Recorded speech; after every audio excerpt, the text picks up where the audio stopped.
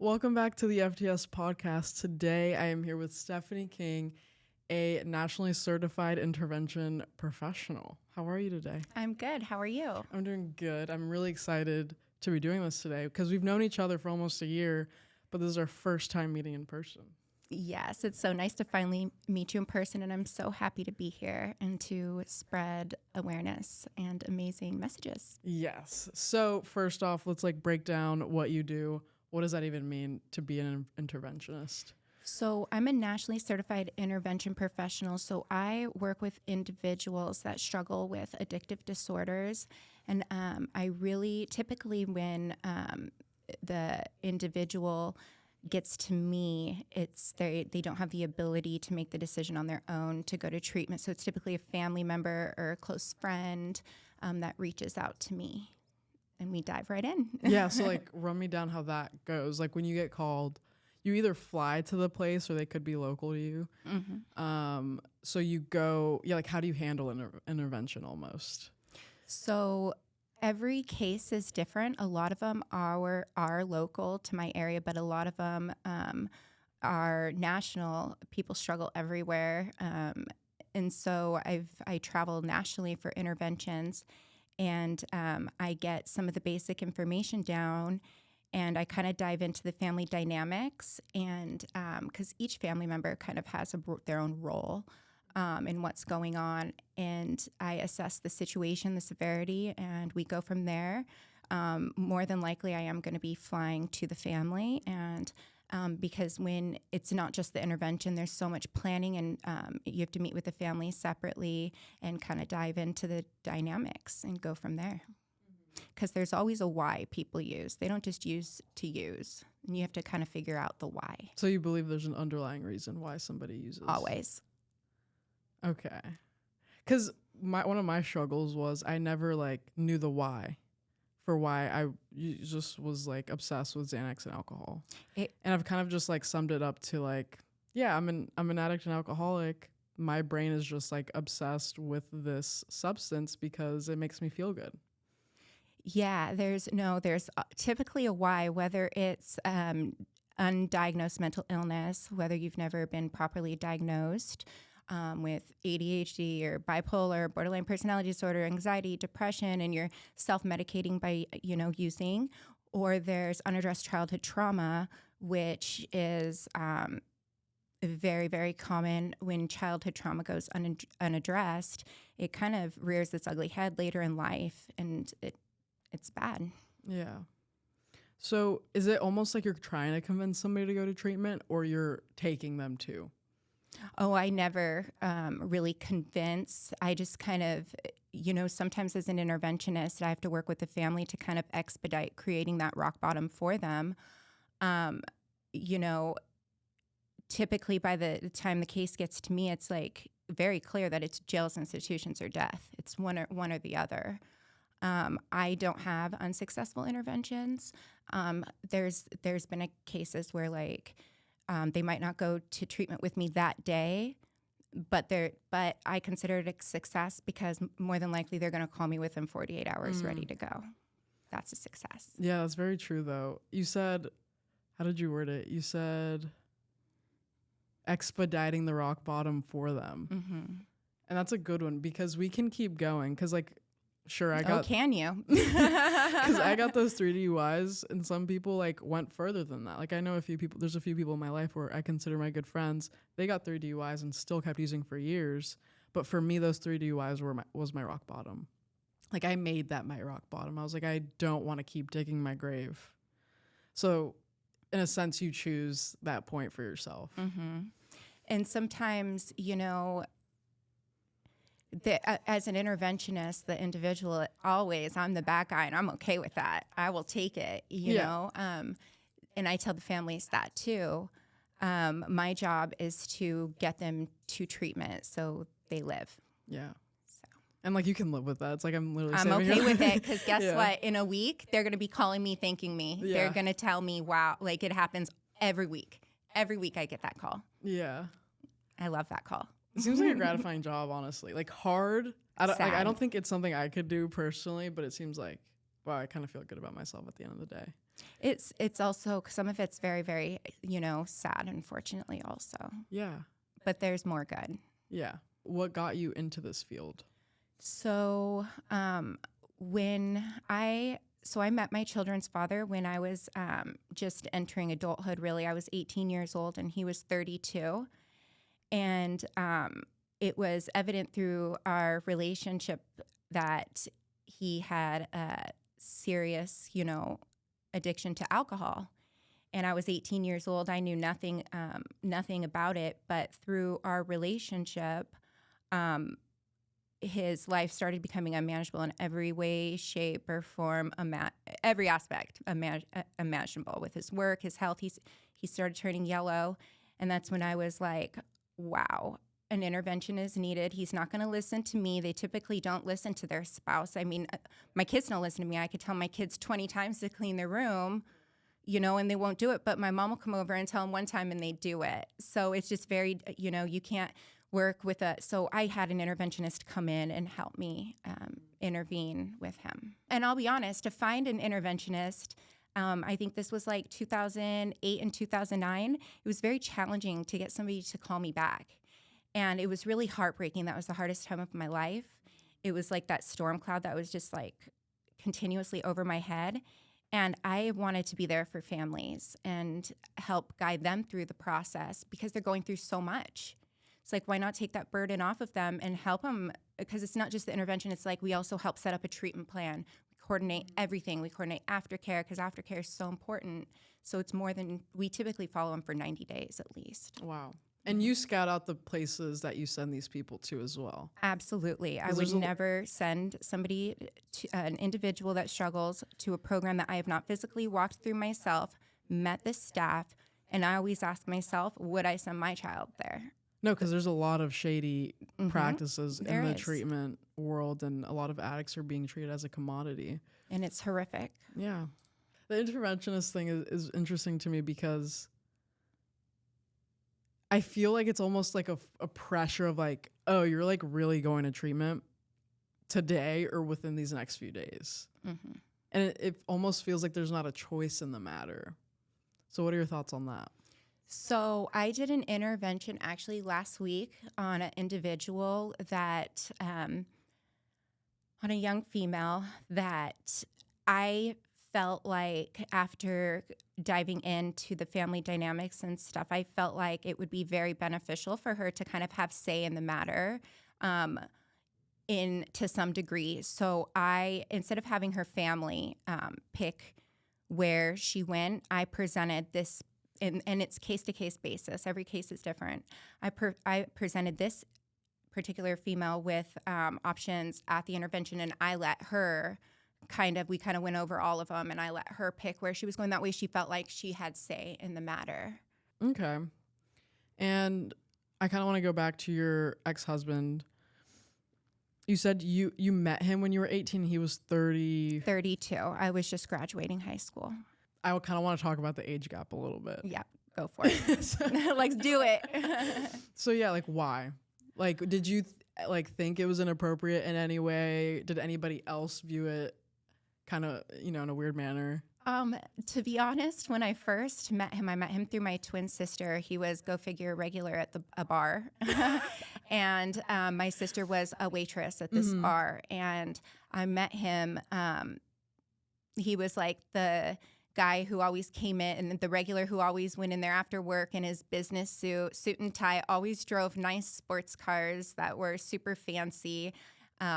Always tipped the staff really, really good. And so I was kind of attracted to that at that time. Just his generosity, super nice guy. Everything was he just was very kind and generous. And you guys just hit it off. And we did hit it off. And then it came, as time went by, it was very clear and evident that there was a serious drinking problem, and that the rumors that I was starting to hear were definitely very true. Yeah. But you wanted to still stay with him through that? I did, because at that point in my life, I felt like I was very, very young, and I didn't understand the disease of addiction and all the pieces and all the entities that are involved in it, like, and how it affects families. And I didn't really look at it as like, I looked at it, I think at that time, as like, okay, he struggles with alcohol. I can help him with this. I can help him with this, when really I couldn't. And then you guys ended up having 2 kids. Yes, we actually ended up having 2 kids.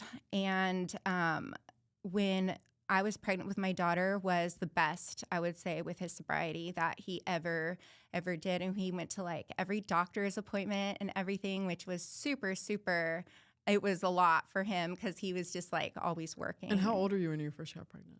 I was 21 years old. It was right after my Wow. 21st birthday. I had already like been through multiple detox stints with him, multiple. And so in my head, I was thinking like, okay, now we're going to be I'm pregnant and he's going to be a dad. Maybe this will be what it takes to get him to not drink anymore. I was wrong. You're wrong. I was wrong. It's a common thought process like, oh, this would clearly make this person stop drinking, like consequences or something very positive happening in somebody's life. I feel like a lot of people consistently think that will stop somebody from drinking, and it's just not the case. Like no external thing can prevent someone from drinking. Exactly. Even though we'd like to think so. And it was crazy because his life was super manageable until it wasn't, and it just went downhill super, super fast. Like he maintained a job, like his career. He ran and was partner in car dealerships, the car business, and everything was super manageable. And then it was just like everything just crashed super fast. It was like he got 1 DUI, and then what's super crazy is he got a DUI. And this was when we were in Parker, Colorado. And then the next day he got another DUI. The next day. They were waiting at the tow place because they knew he was going to try to pick up his car intoxicated. So they were waiting. Parker PD was waiting at the tow place for him. And as soon as he stuck the key in the ignition, he got DUI number 2. Smart on the cops. I know. They knew. They knew. That was insane. And then from there, it was like, it just all totally just like when it rains, it pours, it poured. It was like storm.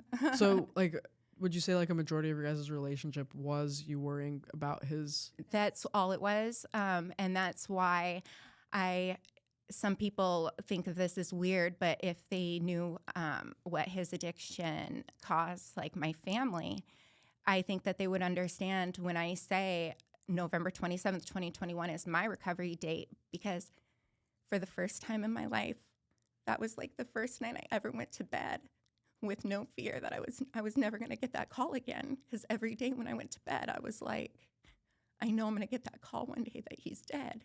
But I got that call and it was like, I'm never going to get it again. So that's when I was actually able to finally start healing. So there was almost like relief, but also grief in his death. It's so sad to say. It's so sad to say, but I was like, he's not suffering anymore because, through his addiction, after he got DUI number 3, he was sentenced to 10 years in the Department of Corrections, and he went away to prison, and he came out worse.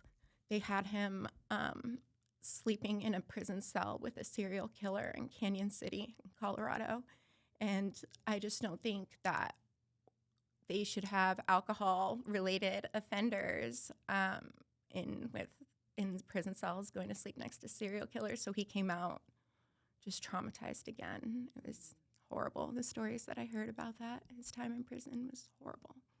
I believe it. So, and you've said it multiple times how it's affected your family, and I think you're a big advocate on education and awareness, how like alcoholism, like one person struggling with alcoholism or addiction in a family can affect the entire family. And it's not just, you said it's a family disease almost.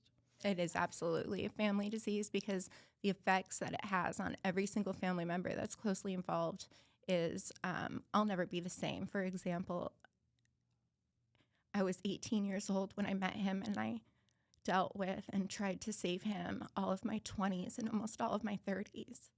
And it changed me as a person. It changed the way that I see the world. It changed. I was given a PTSD diagnosis.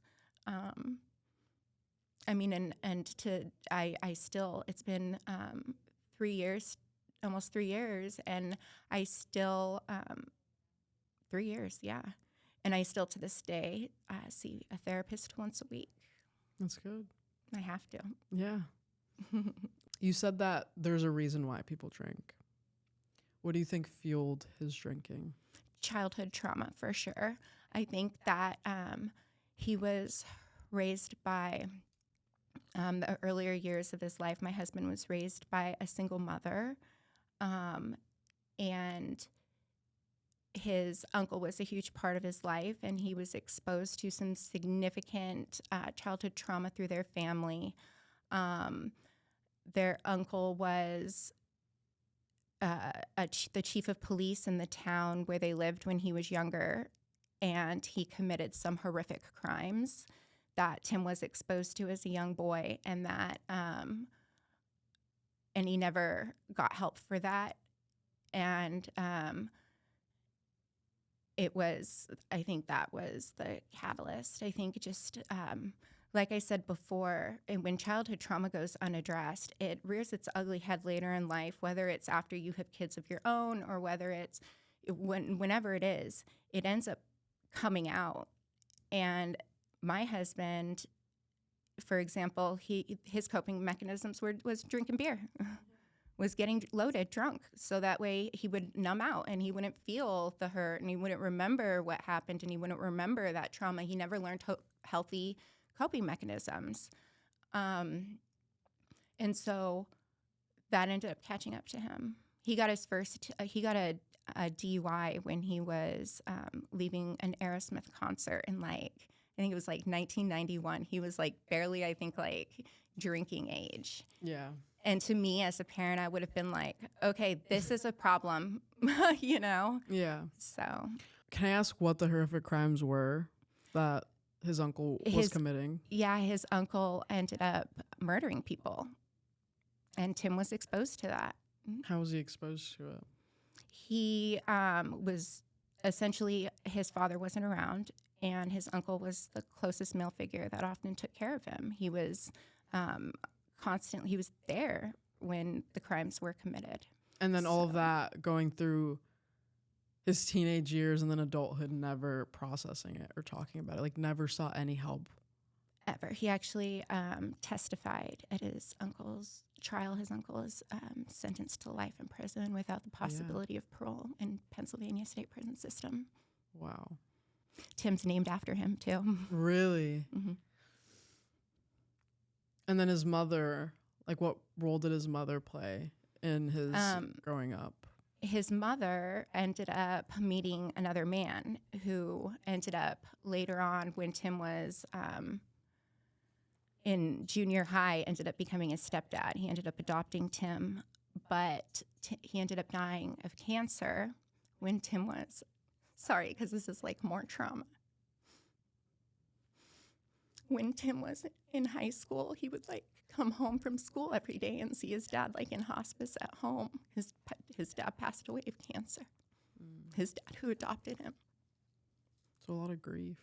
Never any help. He never got any help. How was he when he was telling you these things? He didn't talk about it a lot. He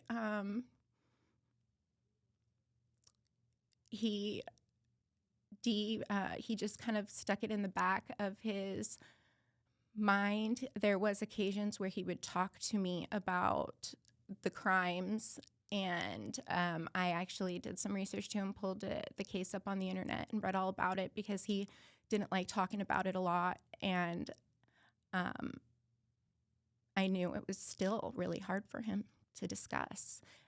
His dad, who was everything to him, his father who adopted him, who he watched pass away, was his everything.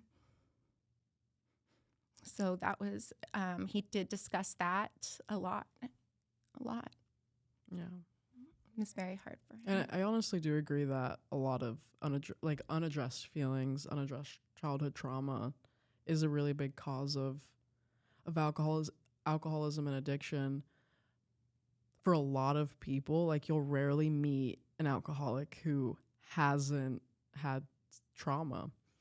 But there are those few cases of people who aren't like have no PTSD or like had a great upbringing with amazing parents and have been exposed to nothing but pureness and innocence. It could be unaddressed mental illness. Yeah. It could be like some cultures and stuff. They don't believe, like, they don't, like, I know, like the Hispanic culture and stuff, like a lot of times, like they don't believe in like substance use disorder. They don't believe in mental health. Yeah. And so they don't, so. Yeah, that was definitely my experience. I don't know. I don't even know what my parents' ideas are or thought process or what they think about mental illness and addiction really to this day. I'm like doing what I do for work and Yeah. what I lived through, my lived experience. I think I have totally changed my parents' perspective on addiction, and addiction is a disease. And, Oprah said it once. She said, instead of asking people and stigmatizing them and making them feel like shit, why don't you ask them why? Like, just ask them why they're using. There's always a why. Always. You think? Always. What if, Always. They might not know. They might not know. They might not know. I've been in contact with individuals that struggle with addictive disorders who've been in recovery for 10 years and still to this day, it's clear to me there is some anxiety and depression stuff going on, and they have come to terms with that. And they choose to not be medicated for that, but they, instead of drinking to cope, they like go to the gym or they start playing pickleball or something and just kind of put that energy on something different. Yeah, that's what a normal person would do, I would say. Yeah, very hard to do, right? Yeah, that blows my mind sometimes, especially when like my partner, for example. Like, she's like, oh my gosh, like I woke up with like the biggest headache. Like I'm never drinking that amount again. It's like, wow, like that would blow my mind to do that, or to drink one drink and then just put it down. It's normie. But I also want to talk about how his addiction affected your family. Like my kids, yes, your and kids. my son and myself. So telling my children that their dad died was by far the hardest thing I've ever had to do. My daughter stopped eating, and she was really close to her dad. And she stopped eating and ended up having to be hospitalized at Children's Hospital for months, eating with a tube through her nose, essentially, because she just couldn't eat. She just was so depressed and so upset. And my son, he handles things very, very differently, in the sense, like everything always has to be perfect. Like he wants everybody to think everything is always perfect. Like always has to wear the best, drive the best, have the best. Everything's always perfect, when essentially I know that he's just like putting a Band-Aid over that wound. So I have both my kids in therapy. They see therapists because doing what I do, I know what's really going on. So it's so important, so important. They'll see their therapist for the rest of their life if I can help it. Yeah, So. no, that's really good. And honestly, if it wasn't for my therapist, I know people are like totally anti-counseling, anti-therapy. I literally call my therapist my literal lifesaver. Because if it wasn't for her, I don't know where I would be today. I don't think I would be able to carry on with what I do for work. I don't think I would be able to be the mother I am. I don't know. And I also think I would probably be medicated, honestly, like on all kinds of shit. I don't know. Who knows? But because of her, I'm on nothing. And I just don't know what I would have done without her through the grieving process. And being traumatized over and over again through my husband at the time's addiction to alcohol, the things that I've seen, and the situations I had to put myself in that weren't safe, and driving to go find him in the middle of the night in some not safe areas, having to go in some not safe houses. I've had to file multiple missing persons reports. One time they found him in North Carolina. I didn't even know what he was doing in North Carolina. We were in Denver. Like, I had no idea he was in North Carolina. Just so much stuff that I don't know what I would do without my therapist. No, 100%. Yeah. Do you find the importance of having a father figure in the home? Because, like, do you now provide that since your husband passed away? Do you now provide that for your son? So, okay, I'm so glad you brought this up. I am so glad that you brought this up, because when my son, I always told myself, gosh, I know he's going to die, their dad, but I just hope that it's not during the hardest years of their life. I hope it's not when my daughter is going through the whole hormonal phase, and I hope it's not when my son is getting ready to enter high school. And that's exactly when it happened, during the most hard, challenging teenage years. And so I made the decision to contact their school counselor, and my son was getting ready to try out for the Cherry Creek High School baseball team. And so I contacted his coach, and I let his coach know what happened. And his coach has taken, if it wasn't for my son's high school baseball coach, I don't know where my son would be today. I think the reason why he's on the right path and does so good is because most children who lose a father, it's not there's going to be, like, I see little girls establish like these daddy issues, is what they say. My son, if it wasn't for his baseball coach, I don't know where my son would be. So I actually wrote a letter to the superintendent, and we got to we got to present his coach with a Heroes Award. That was really special, because, like, it's just little things like that make such a hard time just so much better to have that support, because it really does take a village. And yeah, because my son, he's like a really boy's boy. Like, he likes all the things he loves sports. He's like the biggest athlete. When he was young, it wasn't cartoons, it was Mom ESPN, it was never cartoons. So he's like, likes to do the fishing stuff and the camping stuff, and it's like, there's not a dad in the house to like really teach him how to do those things. So my dad has stepped up a little bit, and as much as possible, but I do feel guilty every day about that. For a daughter too, there's things that dads, like my daughter, the hardest thing about that was I never one time saw my daughter get to go on one of those father-daughter dances, ever. And so I see pictures of, my friends, like husbands taking their daughters, and that's really hard. Yeah.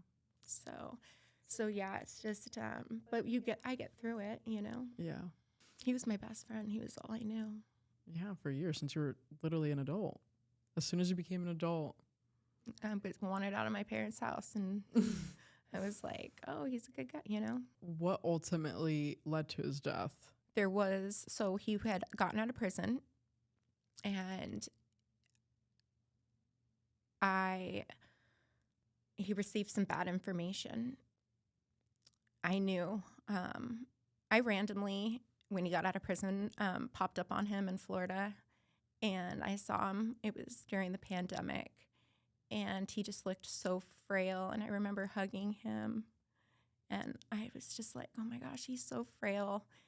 And about less than a year later, I knew when I saw him that day, like, he does not have a relapse in it. Like, he'd already had the esophageal varices. He had the procedure where they band your esophagus together. He was already diagnosed end-stage liver failure. He received some bad information, some bad news about our daughter that ultimately caused him to relapse and die. Mm. He drank himself to death? Essentially. Yeah. you've mainly processed this grief with therapy and therapy for your children. Was there anything else you kind of used? My job, what I do for work, helps me every day. Like, when I have a family reach out to me and I do an intervention and I end up getting the individual to treatment and they end up doing good and reach it out to me 5 years later, clean and sober with kids, and like that just makes it better for me. Yeah, the fact that you can help other people and their families. That's super healing for me. Mm-hmm. And then you also came out with a book, a children's book specifically, and you're also currently working on a movie about this whole story. And there's a lot in the movie that we're not even able to discuss on this podcast. Exactly. So it's been kind of challenging because the film is going to be called A Life Withdrawn, based off my family's true life story. And I really want to share what the news is that that Tim received that caused the relapse, but I just can't, even though I want to. And when my kids were little, I was a stay-at-home mom at that point. We would always, when their dad was really struggling and they would ask me where he was when he would disappear he would have to go away for 30 days. Essentially, he was in rehab. I would never know what to say to my small kids who were 4, 5, 6, 7, 8 years old. So we would go to libraries and bookstores to look for some type of book to kind of help me, that I could read to them to kind of help explain what was going on. And there was absolutely nothing. So I did decide to publish my children's book called A New Beginning, talking about recovery with love. I love that. To help families. And I also love that you are very willing to have that conversation with your children. Oh, there will be resentments later on in life if one goes on to lie and lie and lie and lie to the kids. Yeah. And like, I feel like it's almost like habitual. Like we will lie and say, yeah, your dad's on a business trip. I used to do that. I used to say he was on a business trip or he's visiting his Hutch and Fuzz in Pennsylvania. You know, it would always come up with something when really he was in rehab fighting for his life. Yeah, there's a lot of power in telling that truth and not hiding it. In the appropriate way that's age appropriate. Yeah, of course. Like in the book, it kind of talks about how, like, when you go to school and learn math, your daddy is right now in treatment, which is kind of like school, place where he can learn how to heal his mind. And so it kind of explains what's going on in a very age appropriate way. Mm-hmm. No, I love it. Show it up. It's so cute. I love it. And we're also going to be giving away 50 free copies to anybody who comments A New Beginning on this YouTube video or on Spotify if that's where you're listening. If you comment A New Beginning and you email us your name and address at team@fthistigma.com, and I have it on the screen. So that's very exciting. It's a children's book. If you're in your family or have this issue in your household, I feel like it could be very informative for the kids and opening that conversation in like an appropriate manner. A healthy, age appropriate, understanding manner in which they will relate. Yeah. And be able to comprehend in a healthy way. No, yeah, and this is huge. Like, this is amazing. I'm so glad this is out there in the world. You said there's seven main points. They start with C's. Oh, yes. In the back of the book, it's the 7 C's, super important. Right here, the 7 C's. I didn't cause it. I can't cure it. I can't control it. I can care for myself by communicating my feelings, making healthy choices, and celebrating myself. That's something that is taught to children at the Betty Ford's Children Program. I feel like that's a huge one because I feel like a lot of people, and of course kids, like even with divorce and especially with something like this with addiction, they take that blame on themselves. Like, oh my gosh, did I cause this? Maybe if I wasn't born, or maybe if I behaved better, like my dad wouldn't have passed away from addiction. With my kids, their thing is why couldn't my dad get sober for me? Why wasn't I important enough? Like my daughter says to this day, she's 17 years old now, and she still goes back and forth with it. She says, why couldn't he care enough about us to get sober for us. They don't understand that once your body becomes chemically dependent on it, they literally, an alcoholic cannot stop drinking on their own. It is the deadliest substance to withdraw from, and it is crucial that it is medically monitored in a full medical detox or emergency room setting. 100%, yeah. And I hate that that's where our brains go. You know, that like we feel like we're the reason, or like, why can't they stop for me? I know. And it's literally like in writing from doctors, like that won't stop an alcoholic from drinking, sadly. I know. And what's crazy is working in this industry and having so many connections with different therapists and different clinicians and different, industry professionals. I recently asked a therapist that I admire. I asked her, I said, so she's in this industry for a very, very similar reason I am. And I asked her, she lost her father to alcoholism. And I asked her, I say, do you ever, still to this day, I mean, you're in your late 30s now, do you ever say, why couldn't he think, like, why wasn't I enough? Why couldn't he? Like, she says that she still goes back and forth with that. And I asked her, I said, is that normal? I said, because that's where I'm at with, Taylor right now. Like, one day she understands, like, it's a disease, and then the next day she is like, I just don't understand why he couldn't stop for us. And it's hard. In this process, in the past 3.5 years, you've learned a lot about addiction, alcoholism, what the recovery process is kind of like, and how you would suggest it to these families that you go to. What would you kind of like? Yeah, what are your thoughts on treatment? And like, what have you learned in this process? Okay, so I've learned so much about the disease of addiction the last 15 years. It's not only is it like what I do for work, but it's like also my life. I oftentimes literally see families loving the individual that is struggling, like moms with their sons especially. I have a son, I get it. He's my baby, you know what I mean? My 16-year-old giant, 6 foot, huger than me baby, no matter what, even when he's 32. But I see a lot of moms that will literally love their son to death. By making it easier for them to continue the patterns that have caused so much destruction, making it easier for them to continue to use, by giving them money, by providing them a house to live, paying for their cell phone bill, paying for car insurance. That bothers me. No. Like a lot of times when I do interventions, it's not just on the individual that is addicted. It is on the families also. The families need just as much help. And I oftentimes refer them to a program also, because if the individual gets out of treatment, nothing changes if nothing changes. That's what I would like to say. The answer to your question. Nothing changes if nothing changes. If the individual gets out of treatment and goes home to the same exact environment with the same exact triggers and the same they're going to relapse. Yeah. Nothing changes if nothing changes. That's huge though, with like enablement. Like that's enabling. In my eyes.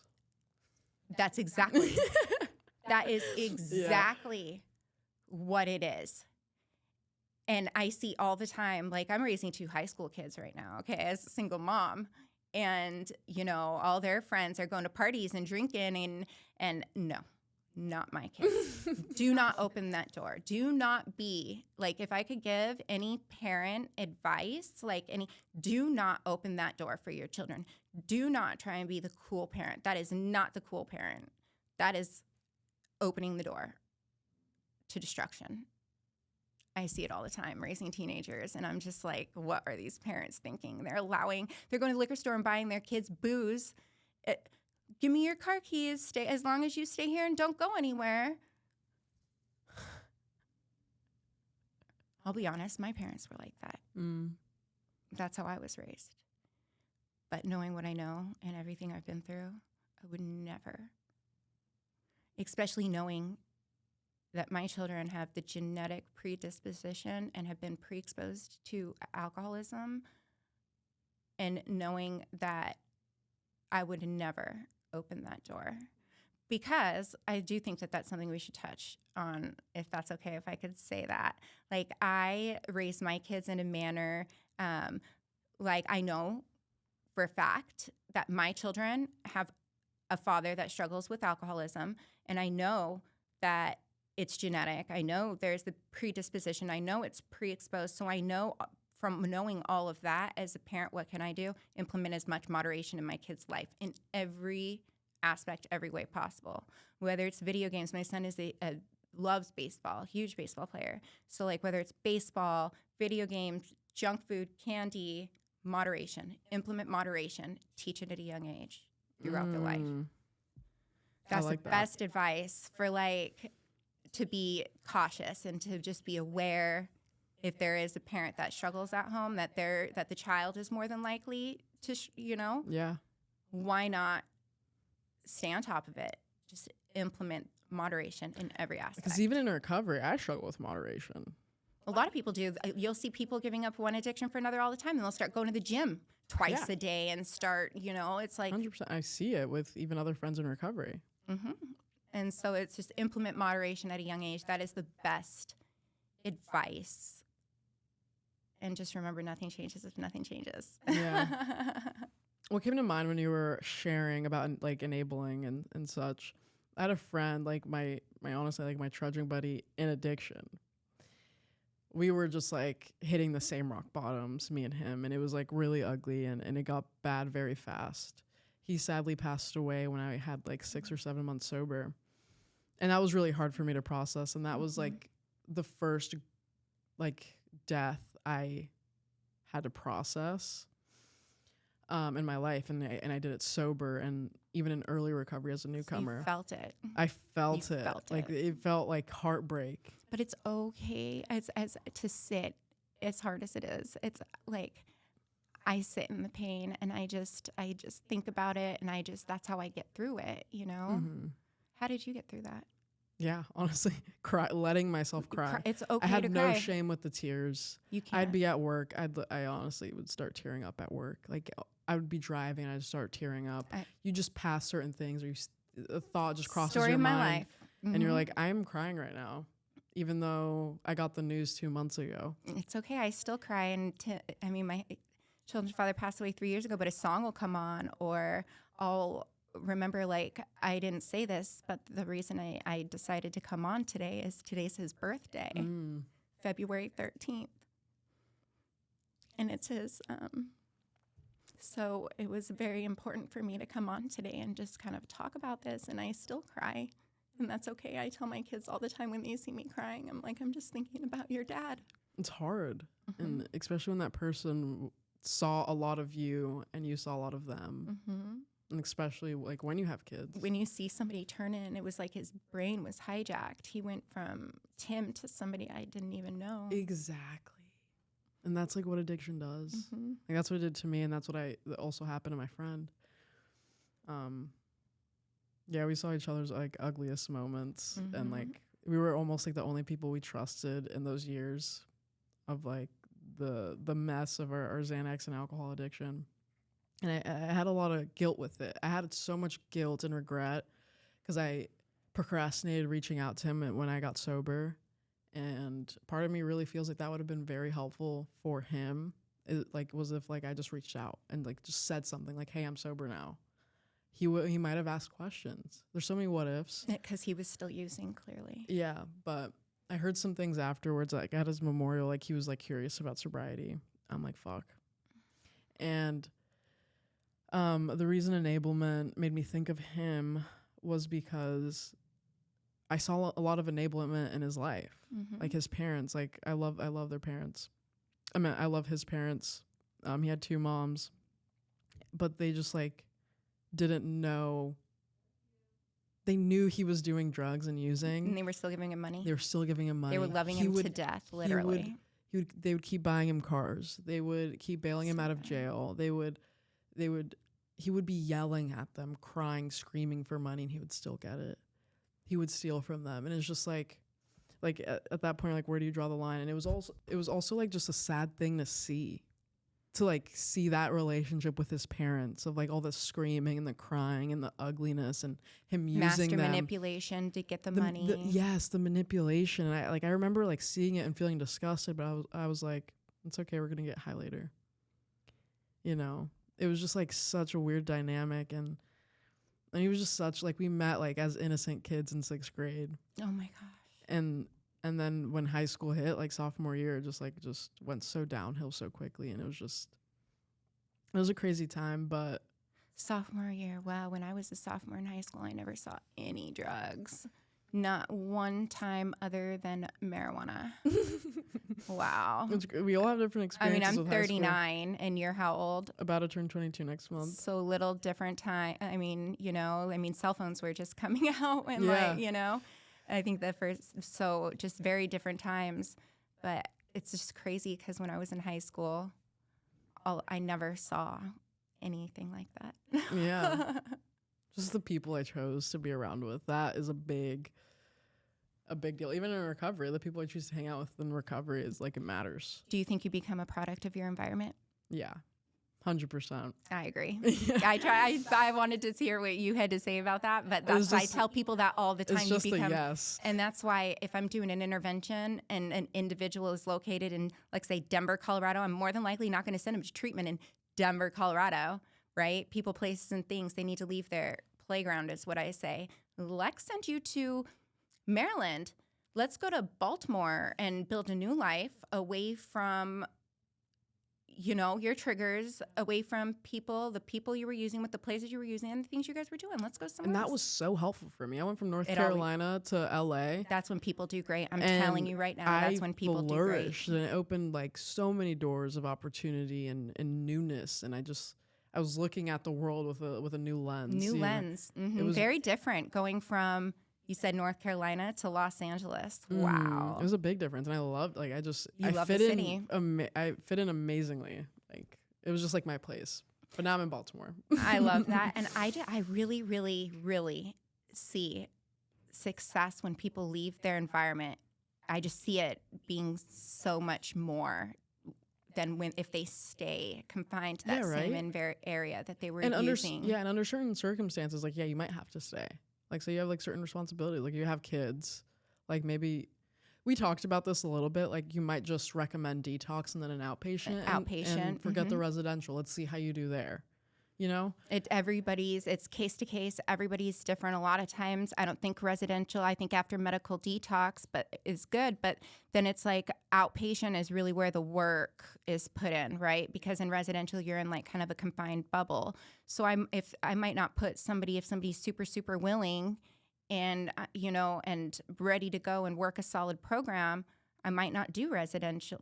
I might feel like it's more beneficial to do, let's do 7 days, full medical detox, 7 to 10 days, and then let's start you in a PHP program, which is every day, or maybe the individual can still live at home, but if that isn't conducive, then they'll reside in sober living. Sometimes residential is beneficial because, but sometimes it's not. Like my opinion, like, for example, people who I know so many people that have been to treatment centers 10 plus times. No, I'm not sending somebody who's been 10 times back to residential. Yeah, I personally so they can have a place to put their head down at night because they have health no, don't even get me started on that. I don't find it beneficial. Nope. And sometimes, like, you'd be surprised, like, they just get sober by going to 12-step. Or jail. But sad story. That's where my friend passed away, was jail. His parents thought that's where he would be the safest. What was his drug of choice? Xanax and alcohol. But once I left, I don't know what he started using. That's such a bad, dangerous combination to withdraw from. And I wasn't even aware that was a bad withdrawal situation until treatment. And I was like, oh, I didn't know that was a... See, that's what's scary is most families and most people don't understand. Like, we know we're in the treatment and we work with this every day. Alcohol, number one, deadliest substance. Benzos, number two. When you have the combination together, holy smokes. So did he die in jail withdrawing?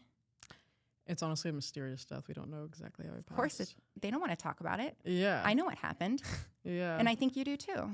Whenever I read a story or there's a story on the news when somebody dies and they're in custody at a jail in Denver and they die while they're in custody, it's on the news or it's like on the media or whatever in the press. So I'll read about it and I'll be like, oh, yep. Died withdrawing. Yeah. So horrific. And something that people like withdrawing from heroin and fentanyl, you're going to feel dope sick. like you got the flu, right? Yeah. You're going to feel like shit, diarrhea, all the above, like flu-like symptoms, but it's not deadly. Yeah. Withdrawing from alcohol and benzos are deadly. Mm-hmm. The only deadly substances to withdraw from. Yeah, processing that grief was, it was interesting. I mean, think about his parents. His parents think, okay, he's finally in a safe place. I'm finally going to be able to sleep tonight knowing my child is in a safe place and he's not on the streets causing havoc or putting other people's life in And then danger. they get that call. And then to get that call. It was heartbreaking. Gut punch, like times a million. That's why like this education and the awareness of how to like navigate something like this is so fucking important. Call a professional. Yeah. It's a lot. You guys are going through a lot. A lot of times they can't wrap their head around what's going on. There's so much grief, so much trauma, so much unknown. Call a professional. Yeah. If you need to. Have somebody, reach out for help. Have somebody help you. Even if it's like a close family friend who has a child that's struggled and they've been through it before, just lean on your help. Yeah. I feel like I personally struggle a lot with asking for help, but I've noticed it's a big struggle for a lot of people. Yeah, a lot of people. I don't like asking for help. I feel like almost calling an interventionist is almost like the almost last resort. It is. A lot of times it is. And I wish, God, do I wish that families, though, would reach out to me before, right, it got that, like, because I do feel like I do believe in early intervention. Like, let's get it early. You know what I mean? Before it gets, but they don't. They wait till it gets to that point by the time it gets to me. For sure. Like, if you have any idea that they're using, and you know for a fact they're using, call me, let me help, call some. It's like, don't wait until, because it just goes downhill from there. I feel like this has been very informative, and I'm really glad that you came all the way out from Denver, Colorado to come out here and come on this podcast. I'm so glad we've met, and I'm excited about your book, and I'm excited about your movie, even though that's miles away, but it's in the works. It is. We're in pre-production right now. Very excited about that project, and thank you so much for having me. Thank you for everything you do. Thank you. Fuck the stigma. Yes. Is there anything else you'd like to say to anybody listening? Remember, nothing changes if nothing changes. Dead serious. Like, I mean that. Nothing changes if nothing changes. And yeah. Change is the most consistent thing of life. Like we can't avoid it. I feel like sometimes we try to avoid it and we try to resist it, but it's inevitable. Some of us don't love it. Exactly. So, and I also think change, like I think I've been embracing change much more, even though it is a hard thing. But you evolve, things change. Yeah. So thank you so much for coming on. My pleasure. Thank you.